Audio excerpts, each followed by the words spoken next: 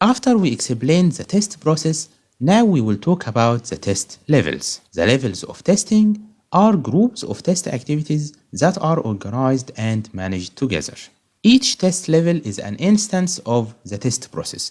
We talked about these levels inside the V model, but now we will talk about them in more details. So we have four major test levels. The first is unit or component testing. This level tests anything that is separately testable.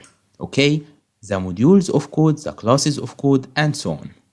Then we integrate those modules of code together. So this is integration testing. Then we have a full system, which we perform system testing on it. After performing system testing and finding defects, we begin the last level of testing, which is acceptance testing. So like we said, component testing, which is also known as unit or module testing, focuses on components that are separately testable.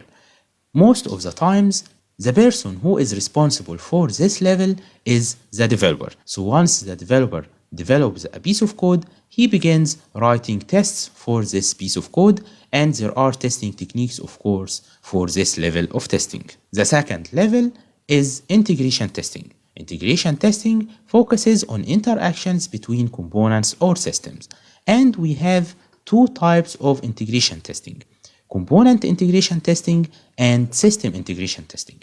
Component integration testing focuses on the integration between components. This level is also performed by the developer. So after the developer finishes running tests on each unit or module alone, he begins to test them together. He tests the integration between them. But system integration testing means that we have a big project, a large project, okay? And this project consists of many systems. We have, for example, a web service, we have a back end, we have a database, and we have a front end. Each one of them is considered as a system. System testing is done by the tester. So the integration of these systems together is called system integration testing. The person who performs system integration testing is the tester. So like we said, component integration testing is often the responsibility of developers.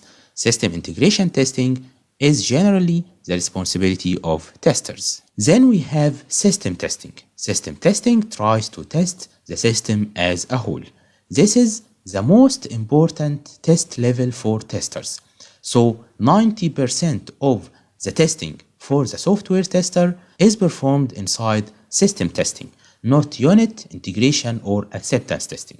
A very important thing in system testing is that we try to make the test environment correspond to the final target or production environment. So try to test your application on a similar environment to the real environment.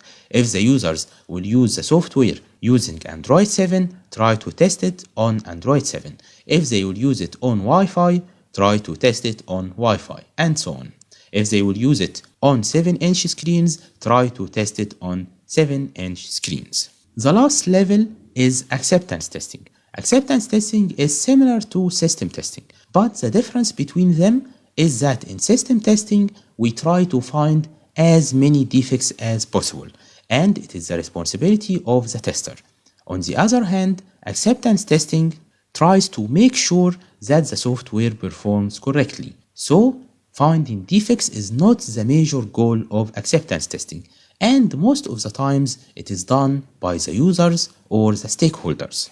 That's why we have a type of acceptance testing which is called alpha testing and beta testing. Alpha testing means that we bring customers to the company and make them test in our premises.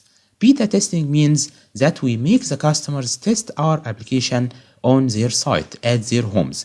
That's why you find some beta versions of antiviruses or from Windows or Office. This means that this version is still under test.